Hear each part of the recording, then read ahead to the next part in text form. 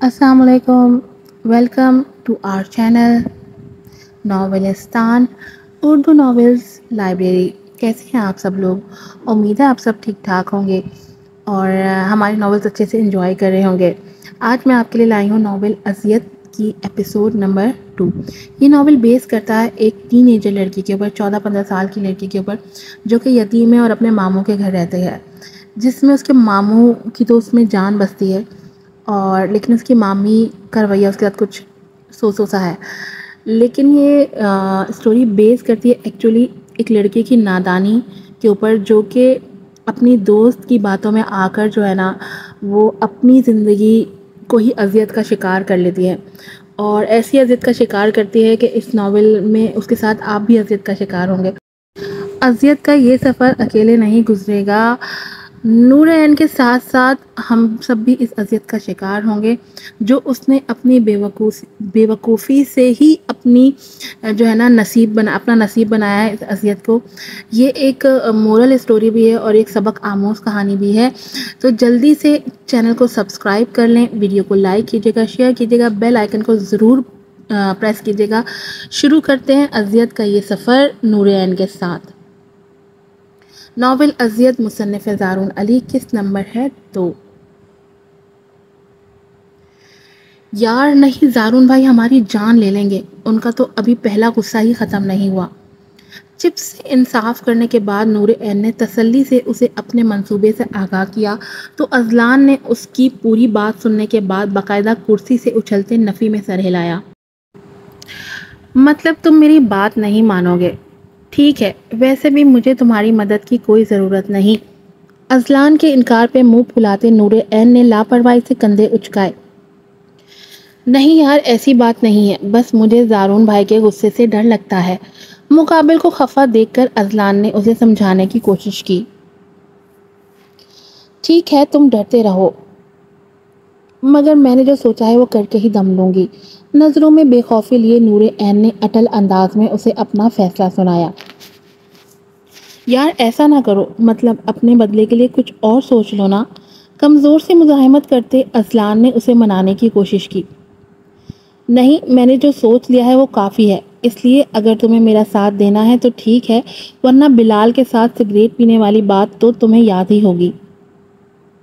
زومانی انداز میں کہتے نور عین نے اپنی مسکراہٹ چھپاتے جوس کا سپ لیا. میں نے نہیں پی تھی، میں نے بس بلال کے کہنے پہ ویسے ہی سگریٹ ہاتھ میں پکڑی تھی. اور یہ تم پچھلی باتیں بتا بتا کر مجھے دھمکیاں مت دیا کرو. اس کی مکاری پہ دانت پیستے اذلان نے وضاحت دی تو نور عین نے لاپرواہی سے کندھے اچکائے. ٹھیک ہے، جب تم فیصلہ کر ہی چکی ہو تو میں بھی قربانی کا بکرا بننے کے لیے تیار ہوں، مگر میں بتا رہا ہوں اگر اس دفعہ کوئی گڑبڑ ہوئی تو میں سارا الزام تمہارے سر لگا دوں گا. اس کا منہ بند رکھنے کے لیے حامی بھرتے اذلان نے دل ہی دل میں اس بار اس سے ان دھمکیوں کا بدلہ لینے کی ٹھانی تو نور عین نے اس کے ارادے سے بے خبر چہرے پر ایک فاتحانہ مسکراہٹ سجاتے اسے اپنے اگلے لاحِ عمل سے آگاہ کیا.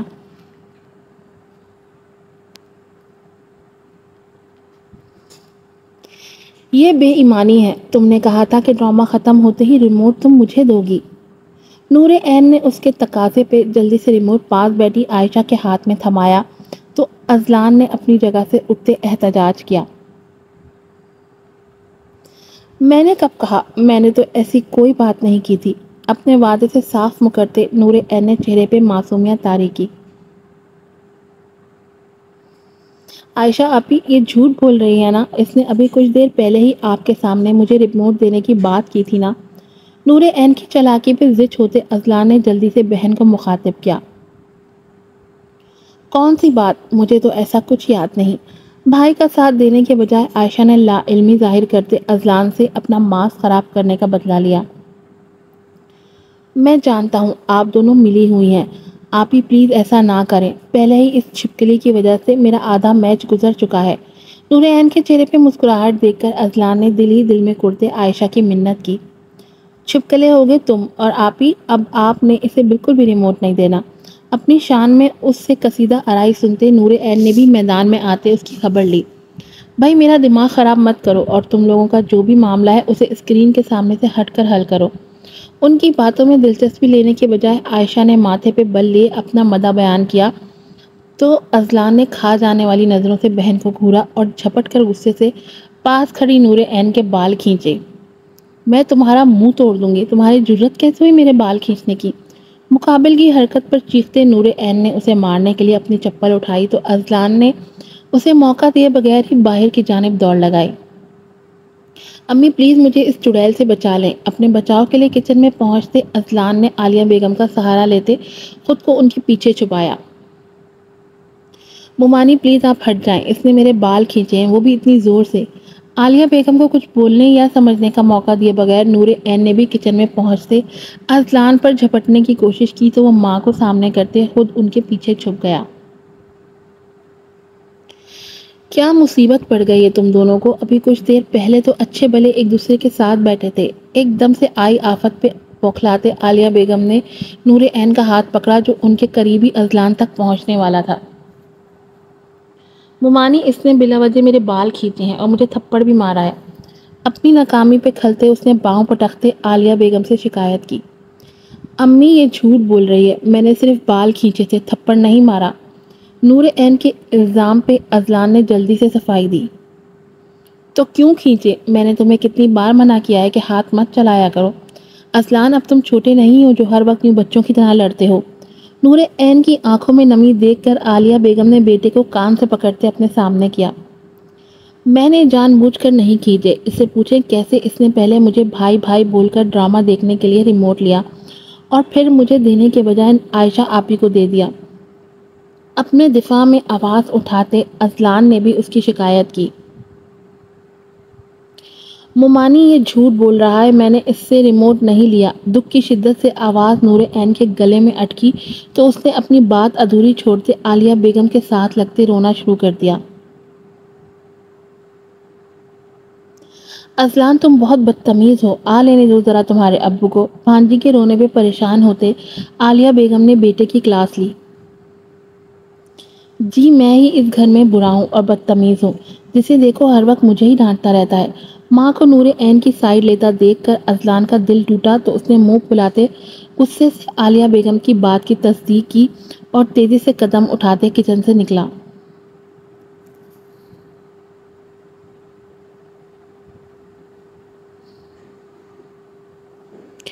بس کر دو، اتنا بھی کوئی ظلم نہیں کیا اذلان نے تم پہ۔ پتہ پچھلے 10 منٹ سے اسے مسلسل آنسو بہاتا دیکھ کر عالیہ بیگم نے تھک ہار کر تھوڑا غصہ دکھایا۔ اس نے بہت زور سے میرے بال کھینچے تھے۔ عالیہ بیگم کی بات سنتے ہی نور عین نے دکھ سے ہچکی لی۔ اچھا کوئی بات نہیں، بھائی ہے تمہارا اور تم اس کی ہم عمر ہونا، اس لیے تمہیں تنگ کرتا رہتا ہے۔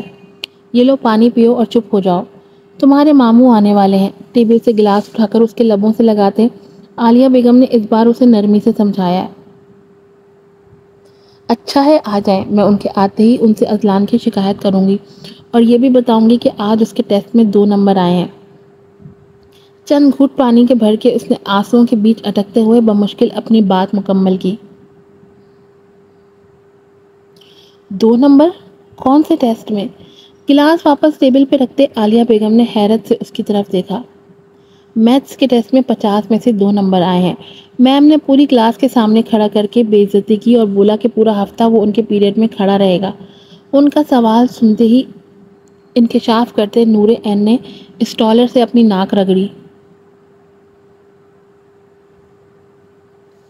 اچھا کوئی بات نہیں، پڑھائی میں اونچ نیچ ہو ہی جاتی ہے۔ بس میرا بیٹا اب تم اپنے ماموں کو یہ بات مت بتانا کیونکہ زارون آج پہلے ہی تم دونوں کی شکایت لگانے کی ٹھان کے بیٹھا ہوا ہے۔ انگلیوں کی پوروں سے اس کے آنسو صاف کرتے عالیہ بیگم نے اس سے درخواست کی۔ ٹھیک ہے آپ کہہ رہی ہیں تو نہیں بتاؤں گی، پر آپ وعدہ کریں کہ آپ بھی مجھے اذلان کے بال کھینچنے دیں گی۔ ان کی بات ماننے کے لیے شرط رکھتے نور عین نے سوالیہ نظروں سے ان کی طرف دیکھا۔ اچھا ٹھیک ہے جو دل ہو کر لینا، پر ابھی کے لیے اٹھو اور جا کر اپنا منہ دھو۔ اس کے سرخ چہرے اور روئی ہوئی آنکھوں کو دیکھ کر عالیہ بیگم نے فی الوقت بیٹے کو بچانے کے لیے اس کی بات مانی تو نور عین نے اسبات میں سر ہلایا اور اٹھ کر اپنے کمرے میں چلی گئی۔ توبہ ان دونوں نے تو مل کر میری ناک میں دم کیا ہوا ہے، مجال ہے جو ایک دن بھی سکون سے گزار لیں۔ نور عین کے جاتے ہی خود کلامی کرتے عالیہ بیگم نے سر جھٹکا اور کلاک کی طرف دیکھتے عائشہ کو آواز لگائی تاکہ اسے ٹیبل پر برتن سیٹ کرنے کا کہہ سکیں۔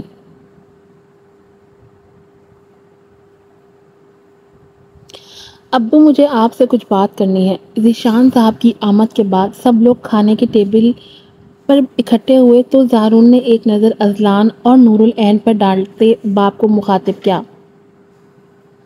ہاں بولو۔ اپنی پلیٹ میں سالن نکالتے ذیشان صاحب نے سرسری سے انداز میں گویا ہوتے اجازت دی۔ کچھ نہیں بولنا، چپ کر کے کھانے پہ دھیان دو۔ گرم روٹی نکال کر ذیشان صاحب کی پلیٹ میں رکھتے عالیہ بیگم نے زارون کے کچھ بولنے سے پہلے ہی بات کاٹی۔ کیوں نہیں بولنا؟ امی آپ کی ان طرفداریوں کی وجہ سے بگڑے ہیں یہ دونوں۔ ماں کی حمایت پہ ماتھے پہ بل لیے زارون نے سنجیدہ سے انداز میں ہاتھ میں پکڑا نوالا پلیٹ میں رکھا۔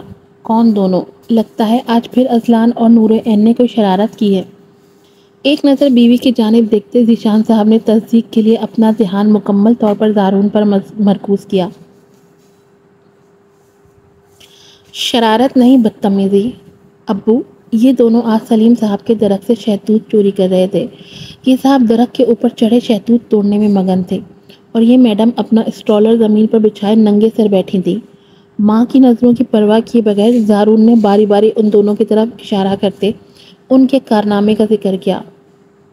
بات شرارت کی نہیں بلکہ عزت کی ہے۔ کیا انہیں گھر میں کچھ کھانے کو نہیں ملتا جو یہ اس طرح بغیر پوچھے کسی کے گھر سے پھل چوری کر رہے تھے؟ ابو، ان دونوں کا دماغ دن بدن بہت خراب ہوتا جا رہا ہے، اس لیے بہتر ہے کہ آپ میٹرک مکمل ہوتے ہی اذلان کو ہاسٹل بھیجیں۔ اور امی پلیز آپ بھی نور عین کو تھوڑے لڑکیوں والے طور طریقے سکھائیں۔ باپ کو مشورہ دیتے اس نے ساتھ ہی ماں کو تاکید کی۔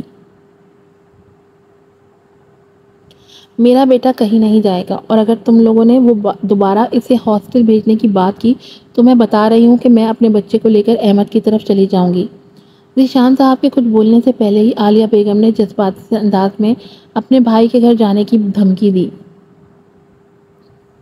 بس زیادہ جذباتی ہونے کی ضرورت نہیں اور بچوں کے سامنے ان کی سائیڈ لے کر انہیں شے مت دیا کرو۔ بیوی کی بات سنتے ہی ذیشان صاحب نے نظروں میں سختی لیے انہیں دیکھا تو عالیہ بیگم نے خاموشی اختیار کی۔ تم دونوں کھانا ختم کر کے میرے کمرے میں آؤ۔ چند منٹ خاموشی کے بعد ذیشان صاحب کھانا ختم کر کے اٹھے تو نور عین اور اذلان نے ایک ساتھ ان کی طرف دیکھا جو حکم سنا کر وہاں سے جا چکے تھے۔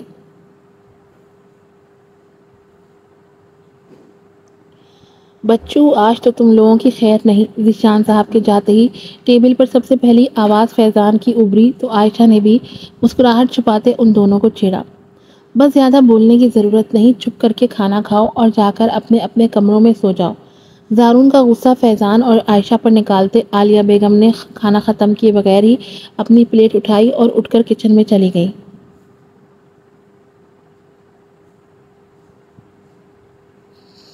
یہ سب اس کھڑوس کی وجہ سے ہوا ہے، بدتمیز سڑیل کہیں کا۔ ساری کارروائی مکمل کرتے زارون نے اپنی توجہ کھانے کی طرف مرکوز کی تو نور عین نے ایک کھا جانے والی نظر اس پہ ڈالی اور تاثرات میں پریشانی لیے اذلان کی طرف دیکھا جو خفگی ظاہر کرنے کے لیے اسے نظر انداز کر کے اپنا سر جھکا چکا تھا۔ آ جاؤ۔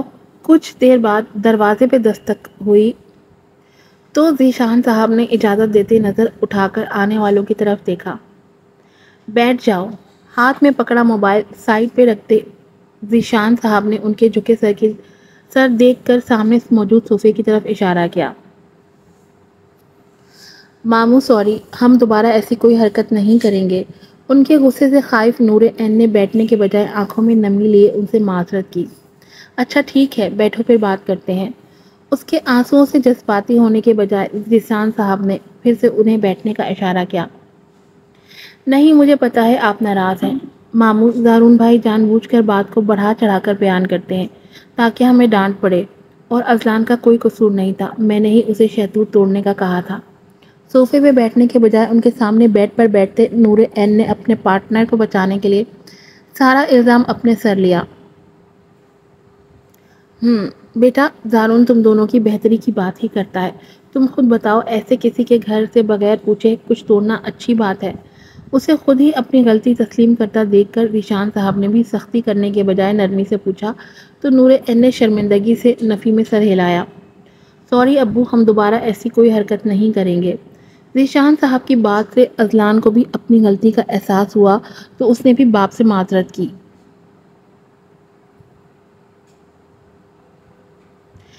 ٹھیک ہے، اب جب تم دونوں کو خود ہی اپنی غلطی کا احساس ہو گیا ہے تو اس بار میں تمہیں معاف کر دیتا ہوں، لیکن اگلی دفعہ اگر ایسا کچھ ہوا تو سزا ملے گی۔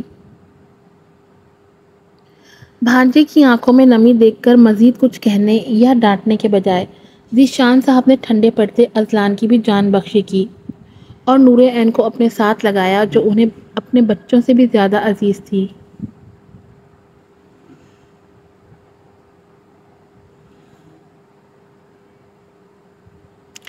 کہاں مصروف تھے؟ میں کب سے کال کر رہی ہوں تمہیں۔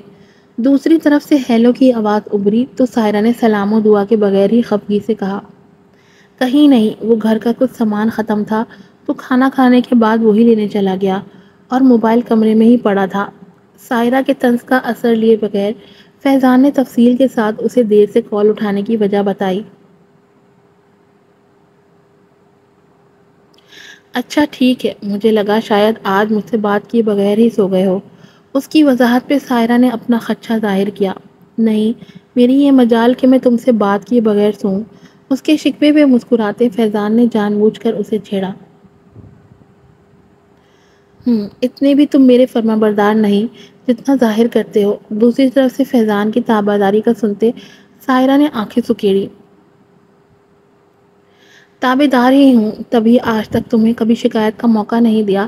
خیر چھوڑو ان باتوں کو، اور گھر والوں کا بتاؤ کیسے ہیں سب؟ موضوع بدلتے فیضان نے بیگ کے ساتھ ٹیک لگاتے استفسار کیا تو سائرہ بھی فضول کی بحث میں پڑنے کے بجائے آہستگی سے اس کی باتوں کا جواب دینے لگی۔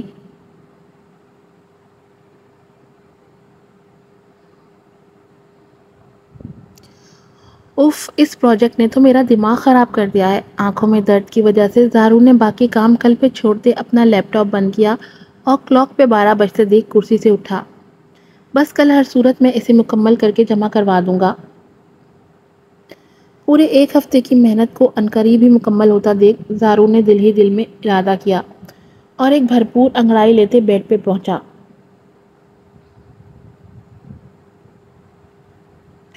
4 بجے کا الارم لگا لیتا ہوں تاکہ جلدی اٹھ کر باقی کام بھی مکمل کر سکوں۔ موبائل اٹھاتے ہی زارون نے خوشی اور جوش کے ملے جلے تاثرات کے ساتھ خود کلامی کی اور الارم سیٹ کرتے موبائل اپنے قریبی تکیہ کے ساتھ رکھا اور پرسکون سے انداز میں آنکھیں بند کرتے سونے کی کوشش کرنے لگا۔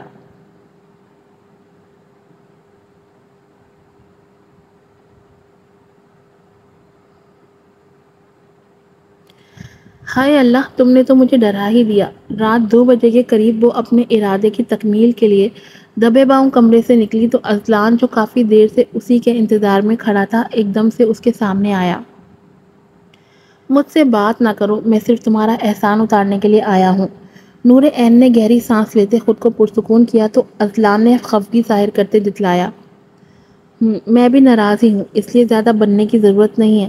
مقابل کی بات سنتے ہی نور عین نے بھی اکڑ دکھانا ضروری سمجھا۔ ٹھیک ہے رہو، میں بھی تم سے صلح کرنے کے لیے مرا نہیں جا رہا۔ اس کی ہٹ دھرمی دیکھ کر اذلان نے نظریں پھیری تو نور عین نے بھی منہ بسوڑتے اپنے قدم سیڑھیوں کی جانب بڑھائے۔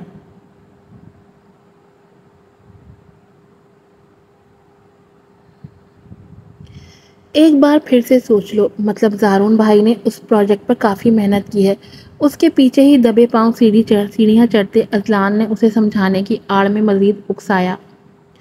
کیوں سوچوں؟ انہوں نے ہماری شکایت کرتے ہوئے کچھ سوچا؟ وہ ہر بار ہماری ایسے ہی بے عزتی کرواتے ہیں۔ اس کی بات پہ پلٹتے نور عین نے لہجے میں پختگی لیے دو ٹوک انداز میں کہا، ٹھیک ہے چلو، پر میں بتا رہا ہوں اس بار کوئی بھی مسئلہ ہوا تو میں جائے وقوع سے اپنی جان بچا کر فرار ہو جاؤں گا۔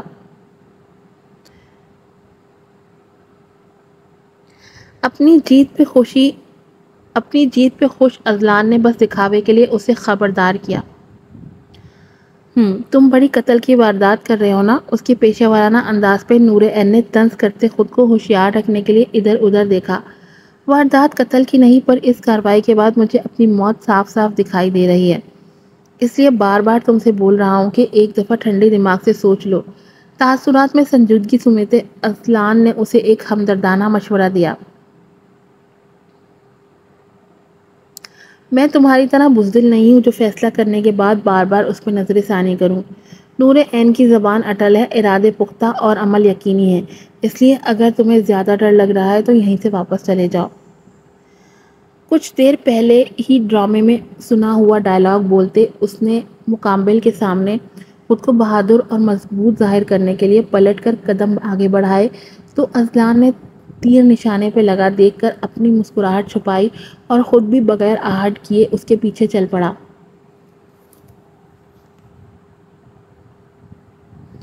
پاس ورڈ بتاؤ۔ کمرے میں پہنچتے ہی زارون کے سوئے ہونے کی تسلی کرنے کے بعد نور عین نے احتیاط سے ٹیبل سے لیپ ٹاپ اٹھایا اور بیڈ کی اوٹ میں چھپ کر اسے آن کرنے لگی۔ مجھے تو نہیں پتا، مقابل کے سوال پہ لا علمی ظاہر کرتے اذلان نے نفی میں سر ہلایا۔ تو یہاں کیا کرنے آئے ہو؟ میں نے تم سے بولا بھی تھا کہ پاس ورڈ معلوم کر لینا۔ لفظوں کو چباتے نور عین نے اس کی بے وقوفی پہ اسکرین سے نظریں ہٹا کر اسے گھورا۔ میں کوئی آئی ٹی ایکسپرٹ نہیں ہوں اور نہ ہی میری آنکھوں میں لینس کی جگہ کیمرے نصب ہیں جو میں چند گھنٹوں میں تمہیں کسی بھی لیپ ٹاپ کا پاسورڈ معلوم کر کے بتا سکوں۔ اپنی بے عزتی کا احساس ہوتے ہی اذلان نے منہ بسورا۔ اچھا، اب فضول کی بحث نہ کرو اور اس کا کچھ کرو۔ لیپ ٹاپ کی اسکرین اس کی جانب کرتے نور عین نے مزید وقت ضائع کیے بغیر اس کے کان میں سرگوشی کی۔ میں کیا کروں؟ میرے موبائل میں زارون بھائی کے لیپ ٹاپ کے پچھلے کچھ پاس ورڈ سیو ہیں، وہ ٹرائی کرتا ہوں۔ مقابل کی آنکھوں میں غصہ دیکھ کر اذلان نے کچھ سوچتے ہوئے ایک حل نکالا۔ ٹھیک ہے لگاؤ، پر جلدی کرو۔ اس کی بات سے مطمئن ہوتے نور عین نے تاثرات میں پریشانی لیے ایک نظر زارون پہ ڈالی۔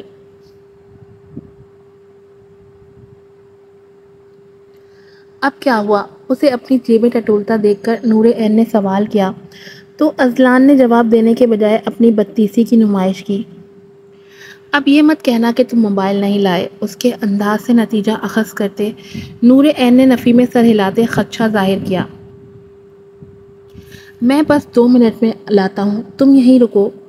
اپنی غلطی تسلیم کرتے اذلان نے اسے تسلی دی اور اسے کچھ بھی بولنے یا روکنے کا موقع دیے بغیر ہی دبے پاؤں دروازے کی جانب بڑھا۔ اب آئے گا مزہ۔ کمرے سے نکلتے ہی اس نے چہرے پر ایک پراسرار سی مسکراہٹ لیے جیب سے چابی نکال کر دروازے کو باہر سے لاک کیا۔ میں بھی دیکھتا ہوں کہ اب تم مجھے دوبارہ کیسے بلیک میل کرتی ہو۔ اپنے ارادے کی کامیابی پہ سرشاری کے ساتھ اس نے بالوں میں ہاتھ پھیرا اور پرسکون سے انداز میں بے آواز سیٹی بجاتے سیڑھیوں کی جانب بڑھا۔ آج کی ایپیسوڈ یہیں پر ختم ہوتی ہے۔ امید ہے آپ کو پسند آئی ہوگی۔ دیکھیں، ایک چھوٹی سی غلطی نا کسی کی زندگی پوری بدل سکتی ہے۔ اذلان کی ایک چھوٹی سی غلطی ہے کہ اس نے نور عین کو اپنے بڑے بھائی کے کمرے میں لاک کر دیا، وہ بھی آدھی رات کو۔ اس سے اس کو نہیں پتا اس کی یہ غلطی جو ہے وہ کسی کے ذہن میں جو ہے نا بہت ہی بڑا ایک پہاڑ کریٹ کر دے گی، اور اس غلطی کا کیا اثر ہوگا نور عین اور اذلان کی آگے کی زندگی پر، اس کو یہ جب ناول آگے بڑھے گا تو آپ کو اس کا اندازہ ہوگا۔ تو دیکھتے رہیے، ہمارے ساتھ بنے رہیے، دیکھتے رہیے اذیت، اور جانیے کہ کیسے نور عین جو ہے نا اس ایک چھوٹی سی بھول کی اذیت جو ہے وہ ساری زندگی سہے گی۔ پھر ملوں گی آپ سے۔ السلام علیکم۔